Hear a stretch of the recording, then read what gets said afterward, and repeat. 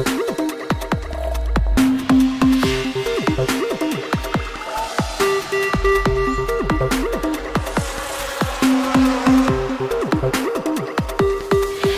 ¿qué tal? Mi nombre es Erika Moreno y estas son las noticias más relevantes del día en un minuto. Las costas de Cabo Corriente en Jalisco, Chiapas y el Golfo de Tehuantepec se verán afectados por el fenómeno mar de fondo, con olas de hasta 2 metros de altura, alertó el Centro de Análisis y Pronóstico Meteorológico Marítimo de la Secretaría de Marina. El Club Barcelona felicitó a los aficionados de nuestro país con el tradicional Viva México con motivo del Día de la Independencia. El club publicó un mensaje a través de Twitter e invitó a los seguidores a expresar su pasión por el equipo español a través del hashtag MéxicoFCB. Un fuerte sismo sacudió esta tarde la capital de Chile, por lo que las autoridades emitieron una alerta de prevención de tsunami. El Servicio Geológico de Estados Unidos reportó que el movimiento telúrico tuvo una magnitud preliminar de 7,9, mientras que las autoridades chilenas lo registraron en 7,2.